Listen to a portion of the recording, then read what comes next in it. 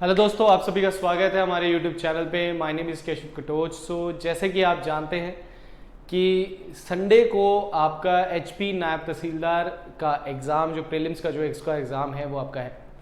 अभी देखिए, आपके कई बच्चों के इस टाइम पे इस तरीके की क्वेरीज भी हैं कि सर कॉन्फिडेंस जो है वो नहीं आ रहा है।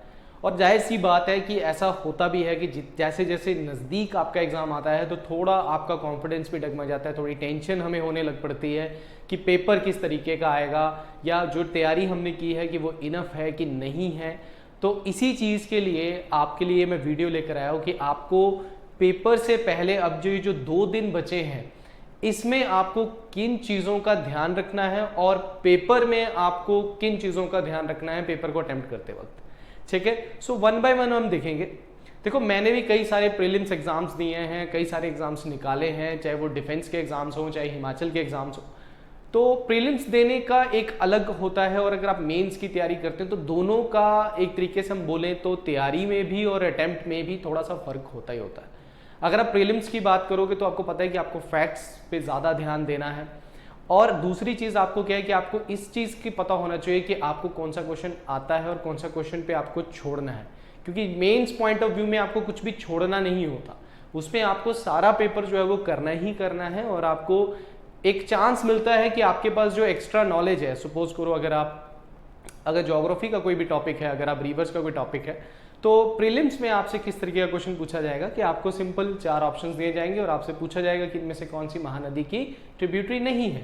बट आपको पेपर में, चाहे अगर आप मेंस में जाएंगे तो आपको बोलेंगे कि आपको हिमालयन या पेरिनियल रिवर सिस्टम को एक्सप्लेन कीजिए। तो एक्सप्लेनेशन में आपके पास बहुत सारा मटेरियल होता है जो आपने साइड बाय साइड पढ़ा होता है और आपका प्रीलिम्स में फैक्ट्स होता है। तो प्रीलिम्स को अटेम्प्ट करने का एक अलग तरीका है, वही हम डिस्कस करेंगे। बट सबसे पहले आपको क्या डिसाइड करना है कि आपको ये जो 2 दिन है इनमें आपको क्या करना है। देखिए, सबसे पहले तो मैं ये मान के चलता हूँ कि आप सबकी रिवीजन जो है वो टॉप मोस्ट लेवल पे हो चुकी है। अगर आपकी रिवीजन अभी तक नहीं हुई है, अगर आप रिवीजन अभी तक नहीं कर पाए हैं तो कहीं ना कहीं आपकी तैयारी में कहीं ना कहीं लैग कर रहे हैं आप। ठीक है, फिर भी अगर नहीं हुई है तो आज का दिन आपके पास, फ्राइडे का दिन आपके पास है। सैटरडे को आपने कोई भी ज्यादा बर्डन अपने दिमाग में नहीं लेना है, स्ट्रेस आपने दिमाग में नहीं लेना है। अगर आप कॉन्फिडेंस की बात करते हो तो कॉन्फिडेंस आपको बोला जाएगा कि आप कॉन्फिडेंट रहिए, बट कॉन्फिडेंट रहना कैसा है, आपने किस तरीके से आप कॉन्फिडेंट रहेंगे।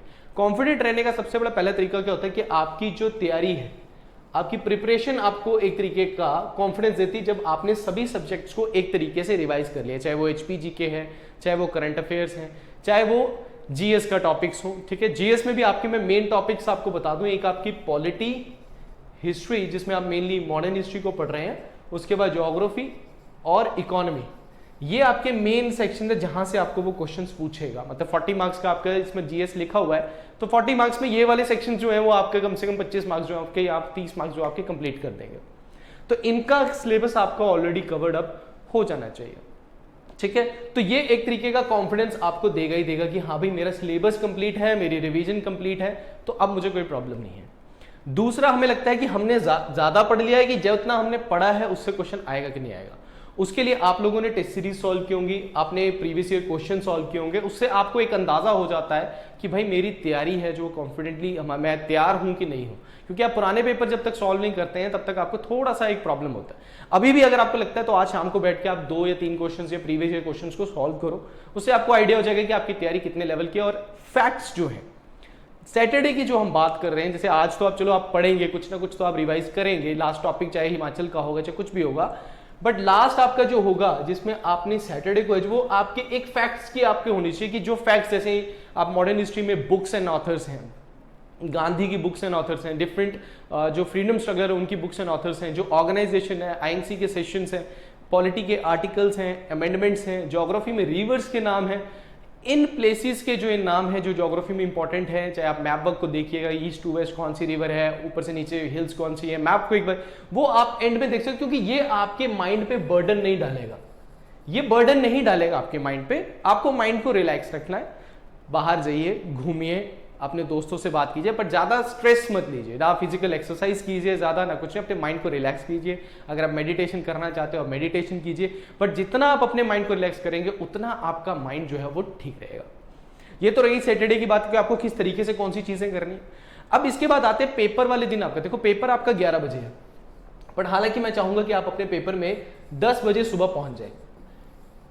ये सबसे बड़ा फैक्टर क्यों होता है कि बच्चे क्या करते हैं, पेपर में 11 बजे पेपर है तो 15 मिनट पहले भागते भागते जा रहे हैं और भागते भागते जा रहे हैं, सर शीट दो, सर देख रहे हैं ओमर शीट देख रहे हैं, तो पहली गलती वहां कर दे रहे, फिर व्हाइटनर मांग रहे, फिर व्हाइटनर यूज नहीं होता, फिर वहीं पे आधा कॉन्फिडेंस लूज हो जाता है।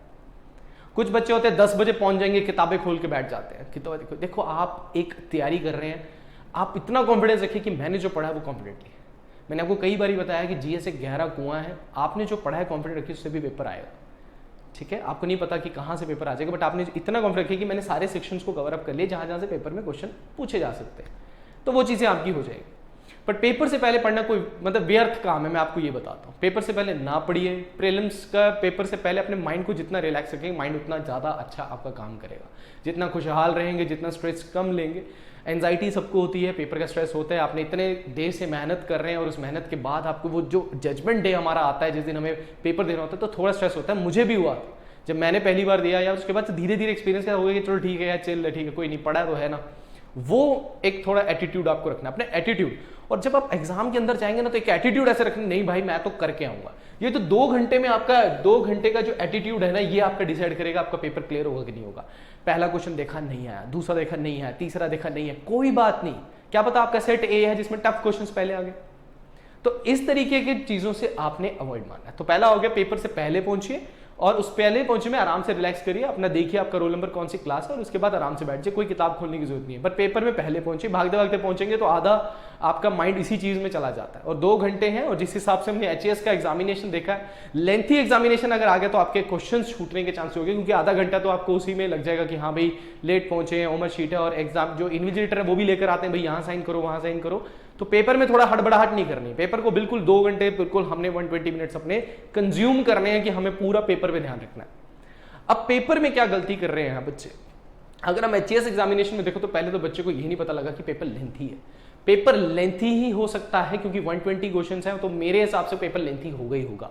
और अब देखो, ये वाले पहले डिफिकल्टी होती थी कि हिंदी और इंग्लिश जो है वो मिक्स कर देते थे, बट इस बार वो डिफिकल्टी बिल्कुल दूर कर दी उन्होंने कि हिंदी और इंग्लिश बिल्कुल सामने सामने रख दी है, तो कोई प्रॉब्लम ही नहीं है, बच्चे को उसको अलग से मिल रहा है। ठीक है, वहां पे आपका टाइम थोड़ा सा बच जा रहा है।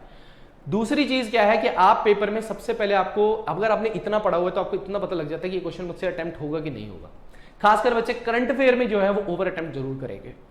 करंट अफेयर में आपने ध्यान में रखना, पहले आप वो क्वेश्चन करिए जो आपको 100% लगता है कि सर ये क्वेश्चन तो मेरे हो जाने चाहिए भाई, 100% आंसर पता है कि इसका करेक्ट आंसर है, उनको कर लीजिए। उसके बाद 75% वाले क्वेश्चंस पे आइए, क्योंकि पेपर आपको मैं बता दूं, पेपर आपका इजी, मॉडरेट और डिफिकल्ट तीनों होते हैं। 15 से 20 क्वेश्चन, या 15 से 20 क्वेश्चन, इससे ज्यादा डिफिकल्ट वो नहीं डालता। ये डिफिकल्ट क्वेश्चन आपको लगेंगे कि भाई मुझे करने चाहिए, बट नहीं करने हैं। अगर आप कॉन्फिडेंट है कि आपको ये क्वेश्चन पता है तो करिए। अगर आप मल्टी जो स्टेटमेंट वाइज क्वेश्चन अगर आता है और उसमें आपको लगता है कि 2 स्टेटमेंट मुझे नहीं पता, तो तुक्का मारने की क्वेश्चन मत कीजिए वहां पे, क्योंकि वो टफ है, वो सबके लिए टफ होगा, आप भी के लिए टफ नहीं होगा वो। तो इजी टू मॉडरेट को पकड़ो और देखो कि भाई इन क्वेश्चन को कितनी जल्दी किया जा सकता है, और एक्यूरेसी में जितना ध्यान दोगे उतना बेटर है। मैक्सिमम स्कोर जो आप है, अगर आप पेपर को देखोगे तभी पता लगेगा कि आपको मैक्सिमम कितना अटेम्प्ट भी करना है। पेपर को अटेम्प्ट कीजिए, इजीली अटेम्प्ट कीजिए। आपका पेपर कम से कम 1.5 आवर में कंप्लीट हो जाना चाहिए मेरे हिसाब से। अगर आप तैयारी कर रहे हो तो आपके कम, मतलब आप 120 में से सपोज करो आपने 70 क्वेश्चन ऑलरेडी अटेम्प्ट कर दिए हुए हैं, आपने अटेम्प्ट कर दिए हुए हैं। अब आपके पास वो है कि आप एक बार थॉरली देख रहे हैं और आपने 20 क्वेश्चन और करने हैं, ठीक है ना। 90 और 100 के बीच में अगर आप अटेम्प्ट जो अगर करते हैं, डिफिकल्टी लेवल भी अगर ऐसे आता है 15 से 20 क्वेश्चन डिफिकल्ट आते हैं, तो वो 100 तक आपका 90 to 100 का अटेम्प्ट बिल्कुल बेटर है। क्योंकि इसमें देखो आगे जो आपकी इसमें नेगेटिव है वो भी 0.25 है, तो अगर आप ओवर अटेम्प्ट भी करते हो तो इतना नेगेटिव आपका नहीं आता है यहाँ पे, बट फिर भी आपने अवॉइड करना है, नेगेटिव नहीं करना है आपने, ठीक है ना। तो पेपर में आपने पहले कॉन्फिडेंस अपना बूस्टअप करना है। गेम खेलते हैं हम, तो गेम में क्या होता है, कॉन्फिडेंस ही एक ऐसी चीज होती है जो आपको गेम जिता देती है। कभी कभी आपने अभी मैच देखा होगा, विराट कोहली ने कहां से मैच जिता दिया हमारे को, तो वो एक कॉन्फिडेंस ही था उसमें कि मैं, अगर वो वहीं सोच लेता नहीं यार इतने रन है हम नहीं बना सकते हैं, तो वो कभी मैच जिता ही नहीं पाता। उसने एक दृढ़ निश्चय लिया था कि नहीं मेरे को मैच जिताना है, तो वही दृढ़ निश्चय आपको पेपर में घुसते करना है कि नहीं मुझे पेपर क्लियर करना है। अपनी जितनी नॉलेज है वो सारी वहां लगा के आपको देखना है कि यार मेरे को ये क्वेश्चन आता है कि नहीं आता। तो क्वेश्चन को 2 बार पढ़ो, क्वेश्चन को 2 बार पढ़ो और देखो और ध्यान से लगाओ। कोई बच्चे ओएमएल शीट पे गलती कर देते हैं, तो यहां पे 2 चीजों का ध्यान रखना है, एक आपने टाइम मैनेजमेंट का ध्यान रखना है और दूसरा आपने ध्यान रखना है कि आपने अटेम्प्ट किस तरीके से करना है। वो मैंने आपको बताया कि आपको इन चीजों का ध्यान रखना है। ठीक है ना। तो पेपर में इन चीजों को ध्यान अगर रखोगे, पेपर से पहले आपको इन चीजों को ध्यान रखोगे तो आराम से पेपर क्लियर हो जाएगा। बी रिलैक्स, आपका पेपर बहुत अच्छा जाने वाला है और कॉन्फिडेंस रखो कि आपने जो तैयारी की है वो अच्छी की है और आपका उसका फल भी आपको संडे को मिलेगा। तब तक के लिए thank you very much and all the best.